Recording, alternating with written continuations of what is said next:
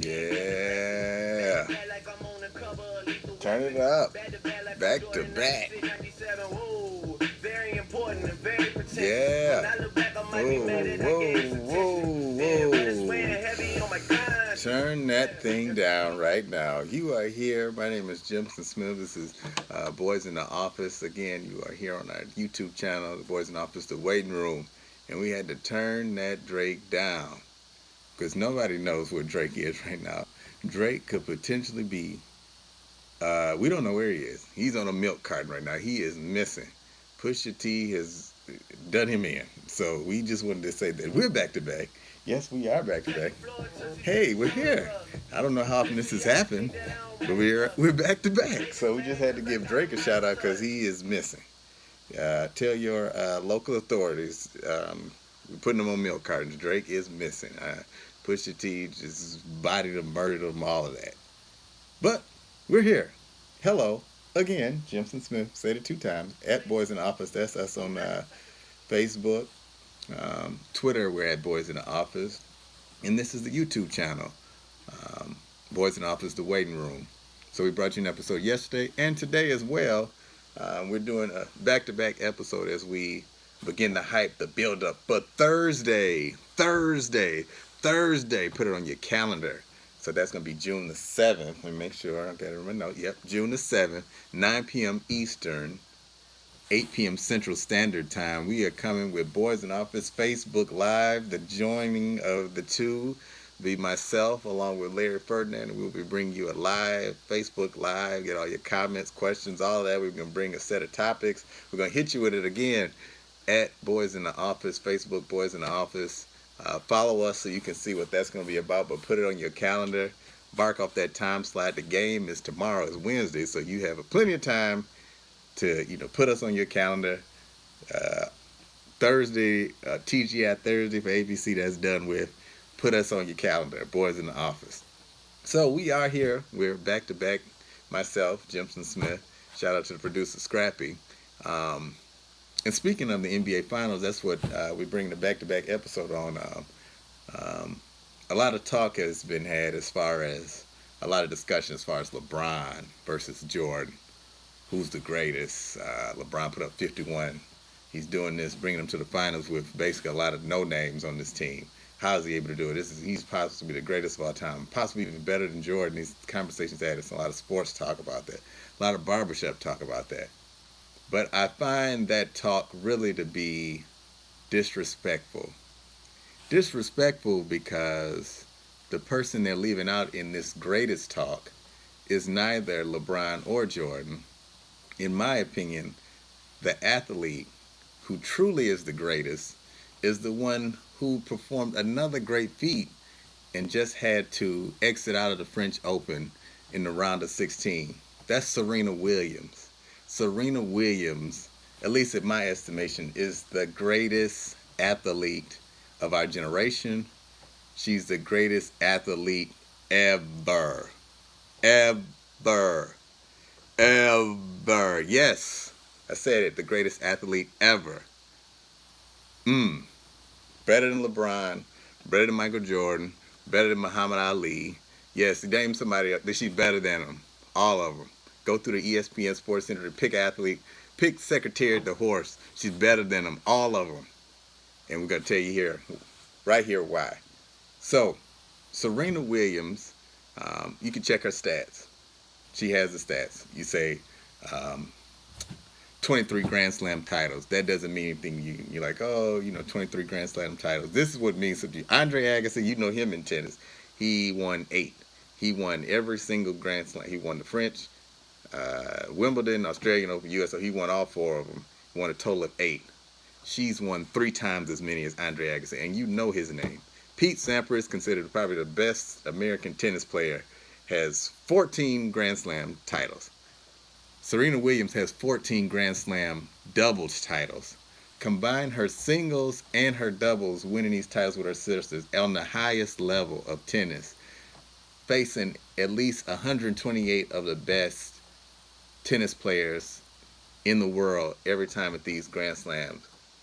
She's won 23 singles titles, 14 doubles titles, totaling 37 Grand Slam titles above the two. It's untouchable. And to add on to that, she's done this over years. This isn't where she's in a sport to where she should have possibly been retired at 27. She's 36 and still at the, I mean, she's recovering now. But to be 36, 35 when normally at the age of 26, even that would be considered retirement age in the game of tennis and women's tennis. And she has been number one from 2002 all the way up to 2017, a span of 15 years. And under that sometime period within there, she's been number one. That's crazy. How is she not in the conversation of greatest athlete ever? And to compound that, to add on to it, she has defied death twice. She has almost died twice away from the sports field, away from the tennis court. She almost died with health concerns twice. And she just came to the round of 16 out of 128 of the best women. She had a child in September, and now it's June, and she's one of the top 16 players in that short time span, not even a year later. That is why I say she's the greatest athlete ever. Because just think of it. This was what let's just go a chain of events of what happened, just a short synopsis. So before she wins the Australian Open, she wins the Australian Open while she is 4 months pregnant. 4 months pregnant, she wins the Australian Open. At that time, she's at least 35.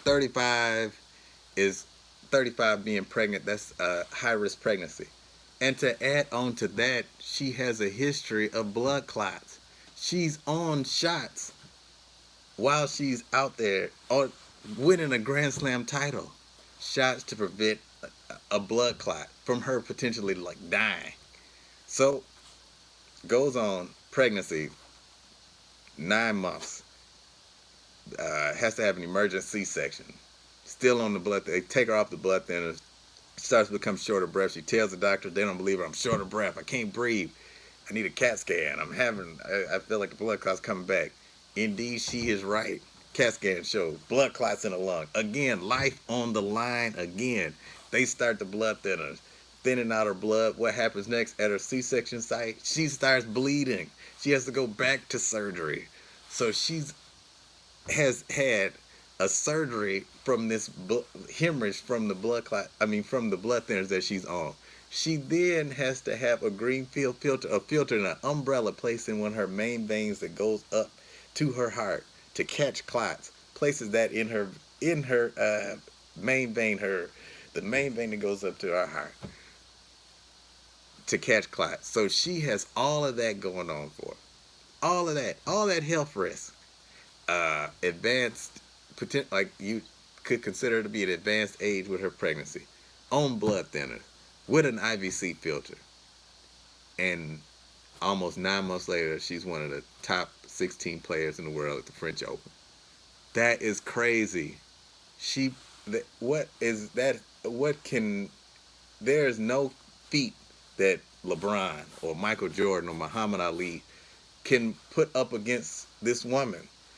She's been at the top of her game for almost 18 years and has had her life on the line. She's been winning tournaments on blood thinners. Serena Williams, if she wanted to, could potentially apply for a medical disability and really win. She could get medical disability. Here, I'm having blood clots. I got a greenfield filter. I'm concerned that I may die. You want a point of reference to this? Chris Bosh was diagnosed with blood clots twice. He's not playing the game of basketball ever again because he's such a risk. No team, even though he wants to play, no team will take the risk with him. She's out there still playing, putting her life basically on the line, and just had a kid 9 months later and is one of the top 16 women after all of that at an age where she should have been retired 10 years ago. And we are talking about LeBron James and Michael Jordan. We should really be ashamed of ourselves as people that we are even just considering these two. They are almost like she's almost a superhero and they are mere mortals. But let's just do a comparison. Like I said, we'll start with LeBron. We mentioned Chris Bosh. Chris Bosh can't even get on a basketball court. Wants to and can't. The same kind of condition. And to add on to that, he has blood clots and she is coming off major surgery.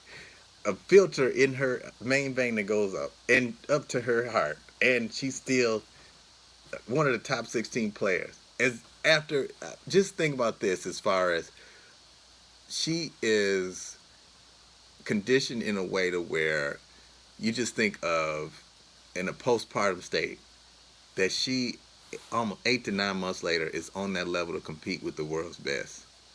This is why she's the greatest ever athlete ever. Yeah, throw Muhammad Ali in the conversation. I know you'll say that's blasphemous, but this is years, almost 18 years of her being the best. Muhammad Ali, I know it's a different sport, it's boxing, but this would almost be where Muhammad Ali would still have been knocking out Larry Holmes or knocking out Leon Spinks down when his career started to downtrend, instead of him getting mollywopped by Trevor Burbick. I know it's not right. Rest in peace, Muhammad Ali. But that's the trend of his career. As Father Time, they say, never loses. With Serena, somehow that's not happening. And you say compared to LeBron. LeBron has every, as far as hyperbaric chamber, all these things as far as to enhance. He's not dealing with any of the blood clots, injections.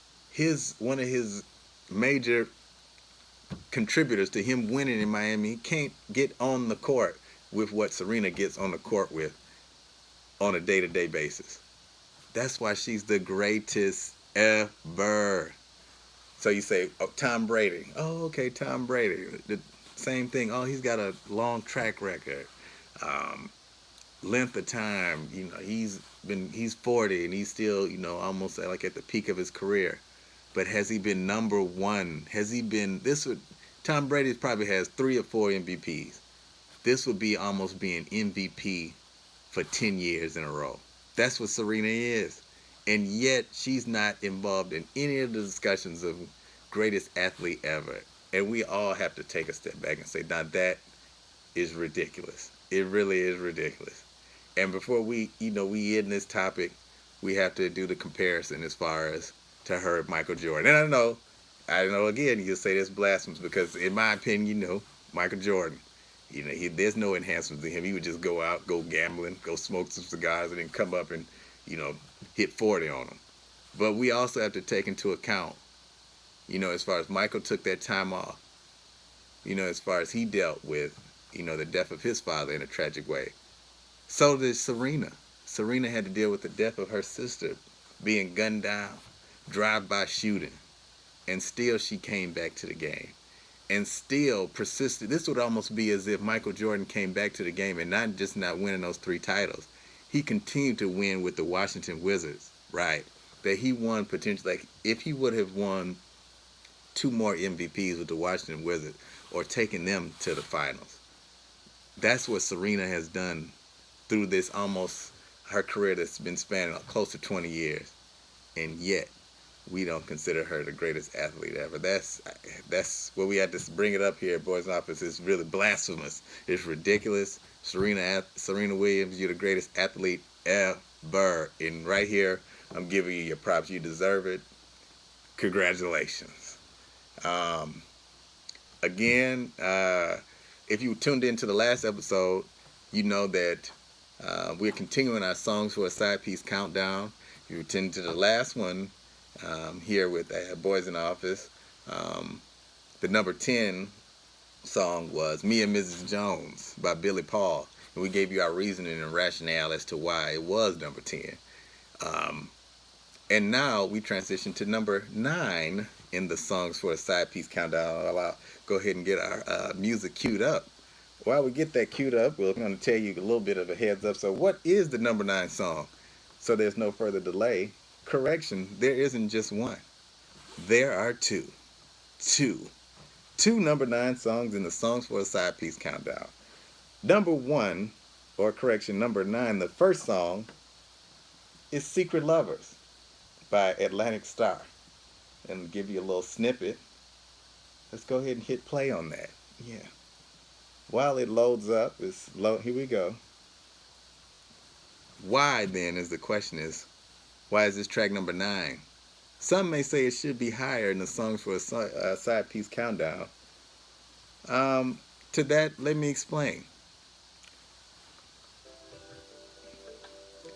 While it plays in the background, again, as we mentioned in last episode, as it did at Me and Mrs. Jones, the two, again, with Me and Mrs. Jones, just like it was set up with Billy Paul and Mrs. Jones, the secret lovers, again, have an out. They both they both know that they shouldn't be together.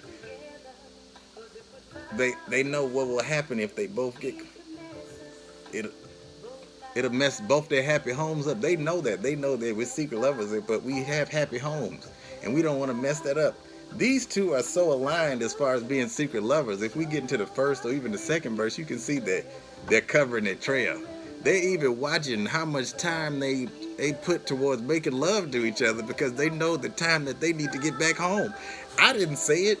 They say it on the song. I'm not making it up. Get to the second verse. That's what they say on here. They like the secret lovers.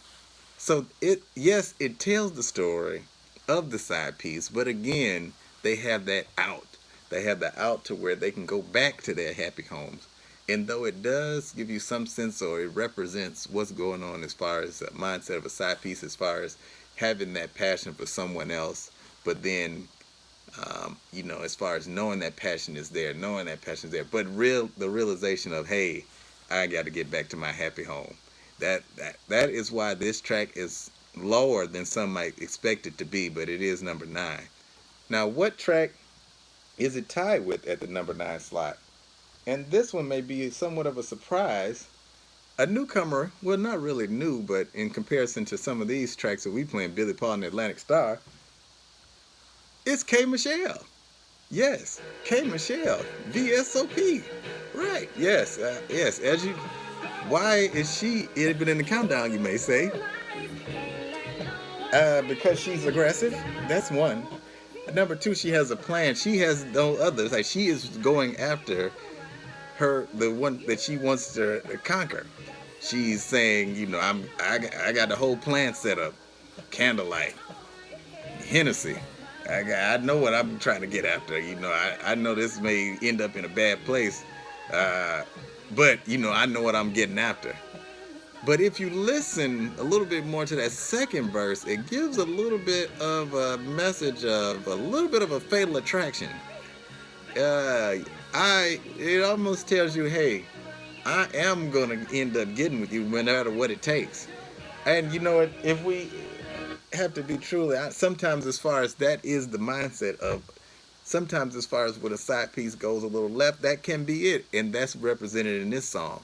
You get to the second verse with K. Michelle. Some of you K. Michelle lovers, you know what I'm talking about when she starts saying, she's going to take it to that next level, that fatal attraction level. Yeah, that whole, like, put your bunny rabbits in the stew and burn them up, that level, the kid, right, all of that.